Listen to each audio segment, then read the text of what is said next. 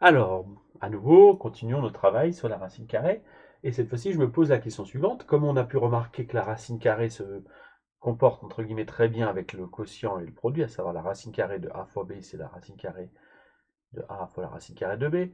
La racine carrée de a sur b, c'est la racine carrée de a divisé par la racine carrée de b. On peut se poser la même question si ça marche aussi bien que l'addition, à savoir la racine carrée de a plus b, est-ce que c'est bien la racine carrée de a plus la racine carrée de b? Vrai ou faux? Alors, quand on n'a pas d'idée sur la question, on se prononce comment sur une affirmation comme ça. En général, alors là, c'est devenu flou.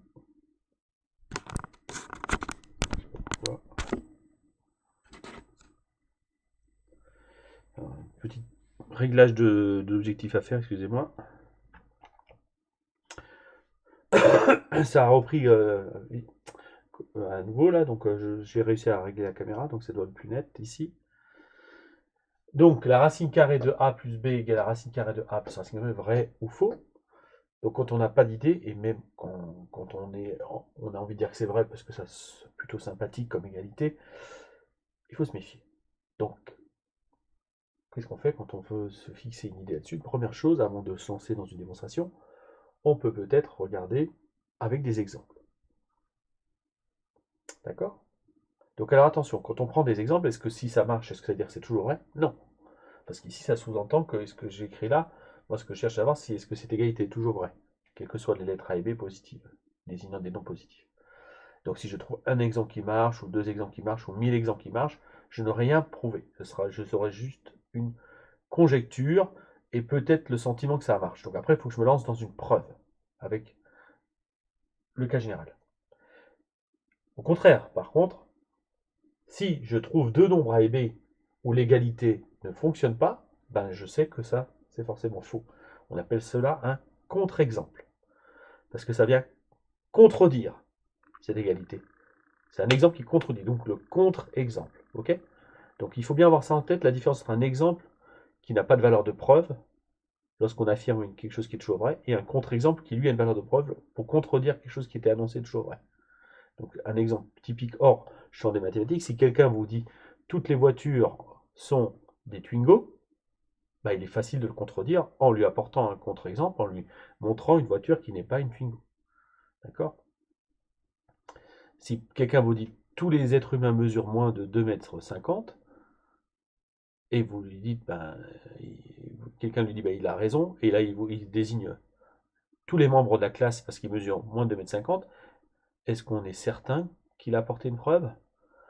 Non, parce qu'en fait, c'est pas parce que vous avez 35 individus qui vérifient la propriété que vous avez prouvé qu'elle est vraie pour tous les individus. Car en fait, les individus, sur Terre, il y en a pas loin de 7 milliards. D'accord? Vous voyez la différence entre un exemple qui n'a pas de valeur preuve pour le cas général et un contre-exemple qui peut être utilisé pour contredire quelqu'un qui a tort en annonçant des généralités. Ouais, et bien ça l'esprit. Donc là, pour commencer, on peut proposer un exemple. Donc regardons, prenons. Alors, qu'est-ce qu'on va proposer? On peut regarder ce qui se passe avec des nombres qui sont ici des carrés parfaits, ce qui est plus facile pour extraire a et b, les racines carrées d'A et B. Donc par exemple, je prends a égale à 16 et b égale à 9. Donc si je prends cet exemple-là, à gauche de l'égalité racine carrée de a plus b, j'obtiens racine carrée de 16 plus 9. Et vous vous rappelez des priorités opératoires. Donc, grande racine carrée, ça sous-entend qu'il y a des parenthèses. C'est-à-dire que priorité est d'abord l'addition qui est en dessous de la racine carrée, ce qui nous fait racine carrée de 25. 25 étant un carré parfait, ça fait 5. Voilà pour le membre de gauche. Le membre de droite.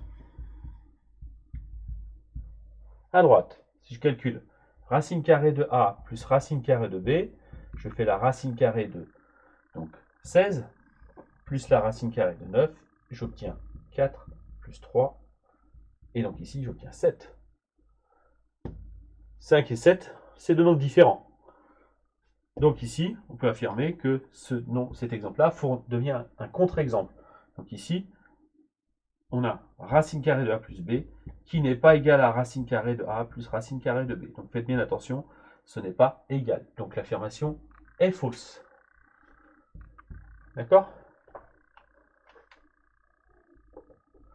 C'est donc Contre-exemple. Retenez bien cette démarche-là, ici, la notion de contre-exemple. Donc ça, il faut être conscient que dans la recherche encore actuelle de mathématiques, par exemple, sur certaines conjectures dont j'ai parlé dans une autre vidéo, la conjecture de Goldbach sur les noms premiers, que vous pouvez aller voir, on a actuellement, depuis qu'elle est formulée, énormément d'exemples pour lesquels ça marche. On n'a que des exemples pour lesquels ça marche. On a plein d'exemples pour lesquels ça marche. Mais pourquoi c'est encore une conjecture? Parce qu'on n'a pas réussi à apporter la preuve pour le cas général. Donc tant qu'on n'a pas apporté cette preuve générale, il pourrait arriver, peut-être, qu'il y ait un exemple pour lequel ça ne fonctionne pas, si quelqu'un le trouve, fournira un contre-exemple et balayera d'un revers de la main la conjecture de Goldbach. D'accord? Bien sûr, on se dit que vu le nombre d'essais qu'on a fait grâce aux ordinateurs qui sont par des quantités tout à fait impressionnantes d'essais sur les nombres en faisant tourner des petits programmes, on peut se dire qu'on serait assez surpris qu'elle soit fausse, mais on a appris à douter en science tant qu'on n'a pas apporté la preuve. Donc retenez bien ça. D'accord? Donc là, faites attention à ne pas être tenté par utiliser ça, car cette égalité est fausse. Donc ça, c'est vraiment la peau de banane. Hein. Faites attention, la racine carrée d'une somme n'est pas égale à la racine carrée de A plus la racine carrée de B. Donc soyez très vigilants. D'accord? Donc en l'occurrence, surtout, quand vous êtes amené à calculer ça, ne pensez pas à faire à simplifier en marquant que ça fait 4 plus 3. Hein. C'est ça le danger. Donc méfiez-vous, méfiez-vous. Moi, je vous suggère à titre préventif, d'essayer de vous faire une rubrique de contre-exemples au fur et à mesure de votre avancée dans l'année et même l'année prochaine. D'accord? Pour bien combattre les idées reçues. Voilà pour cette mise en garde.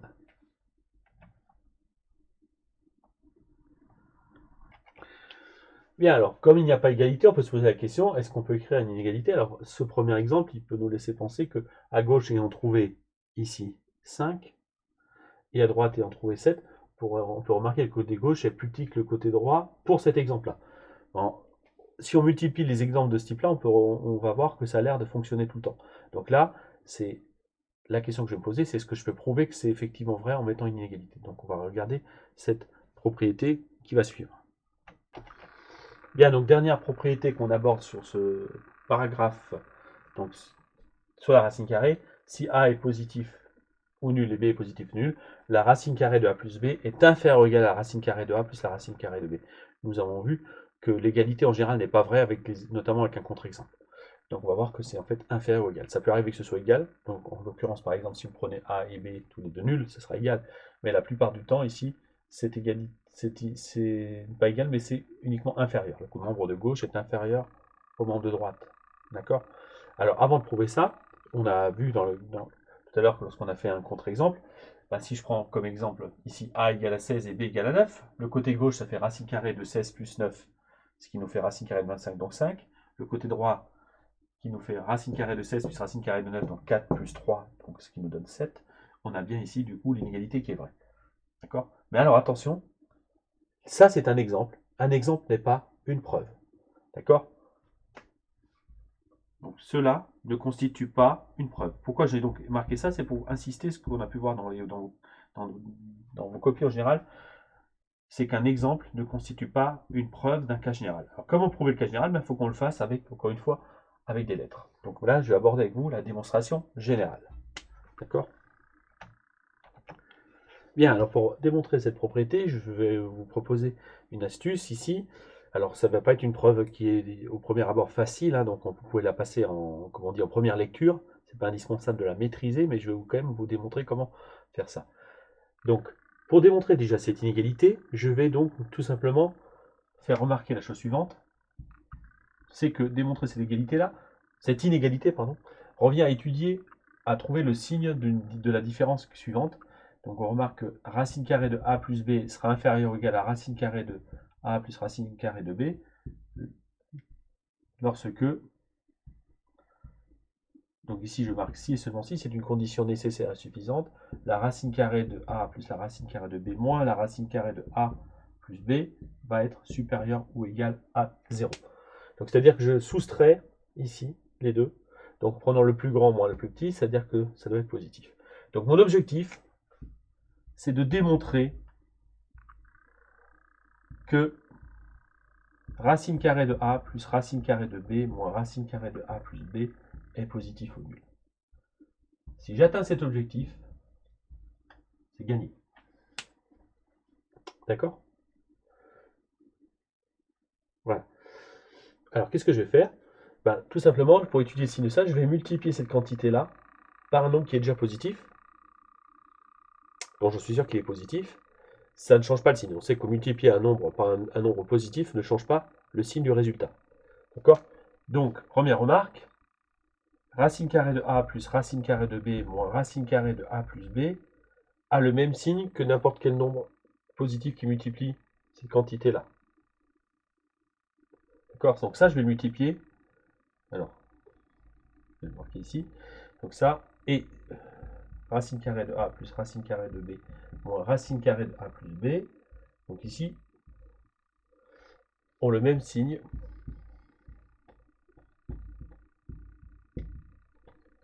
Si je choisis un nombre k qui est positif ou nul. Donc là, je prends cette quantité, je la multiplie par k. Ben, si k est positif, ces deux quantités ont le même signe. Alors maintenant, par quoi je vais le multiplier? C'est là qu'est l'astuce auquel on ne pense pas la première fois, hein, attention. Hein. Ben, je vais essayer d'utiliser une identité remarquable. Donc regardez ce que je vais faire. Donc en l'occurrence, en particulier, je vais prendre racine carrée de A plus racine carrée de B plus racine carrée de A plus B. Ça, c'est une quantité qui est nécessairement positive parce que c'est une somme de 3 racines carrées. D'accord? Je vais baisser un petit peu la caméra. Et donc, je vais donc décider de multiplier la quantité dont je cherche à prouver qu'elle est positive par cette quantité positive. Et là, justement, mon astuce ici, c'est que je vais faire apparaître une identité remarquable. Donc je sais que c'est difficile, mais si vous n'avez pas ici compris directement la première fois, ce n'est pas grave. Donc je fais ce calcul-là. Donc là, je vais remonter. Hein, donc ici, je vais le faire ici, là, ça sera bon. Qu'on puisse bien voir l'ensemble du calcul. Le tableau va être assez grand, j'espère. Donc, je vais donc écrire le calcul que j'ai proposé. Donc, je vais écrire racine carrée de A plus racine carrée de B moins racine carrée de A plus B, que je multiplie par la racine carrée de A plus racine carrée de B. Là, j'insiste, je mets un plus ici. Voilà, racine carrée de A plus B. Je fais ce calcul-là. Donc ici, si vous observez ce calcul-là, alors là, on ne voit pas tout non plus. Voilà, je me décale ici. Donc, cette quantité-là, si on observe, elle est constituée ici d'une quantité que je peux noter comme étant grand A, moins grand B, facteur d'une quantité qui est identique ici, qui est aussi grand A, plus grand B. Donc on peut constater qu'on a ici grand A moins B, ça c'est grand A moins B, facteur de grand A plus B, ici. Donc on remarque que c'est une identité remarquable, à savoir A carré moins B carré. Donc l'astuce, c'est bien ici, cette astuce ici, c'est l'identité remarquable, je marque IR, numéro 3 qu'on avait dans le cours, à savoir que A moins B, facteur de A plus B, hein, je parle de grand A et grand B ici, on sait que c'est égal à A carré moins B carré. D'accord?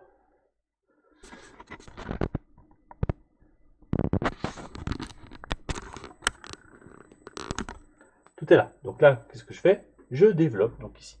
Donc en ayant ça à l'esprit, ça me fait donc la racine carrée de A plus la racine carrée de B au carré, moins la racine carrée de A plus B au carré. Voilà. Donc, en multipliant, j'obtiens ça. Donc là, je développe ça. Alors là, c'est une identité remarquable d'une somme. Donc là, on a tout simplement racine de A au carré, plus le double produit de racine carrée de A, racine carrée de B, plus racine carrée de B au carré, moins, et donc là, racine carrée de A plus B au carré, on sait que la racine carrée et le B au carré se simplifient, donc ici on obtient A plus B. Ici on a donc, en simplifiant racine carrée de A au carré, ça fait A. 2 racine carrée de A fois racine carrée de B, je peux le laisser pareil ici. Plus B, moins A, moins B, en distribuant le moins. Et là, vous constatez que le A s'en va, le B s'en va, il vous reste quoi? Il vous reste 2 racines de A, racine de B. Donc le produit des deux nombres que j'ai choisis est égal à 2 racines de A fois racine de B. Mais je rappelle que je cherche le signe de ce résultat-là. Or, racine de A, on sait que c'est positif. Racine de B, c'est positif aussi ou nul. Donc les deux nombres là sont positifs ou nuls, hein, c'est des racines carrées. 2, c'est positif. Et on sait donc quand on multiplie 3 nombres positifs, le résultat est positif. Ou nul. J'entends toujours positif ou nul ici. Donc autrement dit, je viens donc de démontrer que le produit racine carrée de A plus racine carrée de B moins racine carrée de A plus B, facteur de racine carrée de A plus racine carrée de B plus racine carrée de A plus B, cette quantité est positive. Or, ça, c'est positif. Donc, nécessairement, ça, c'est quel signe?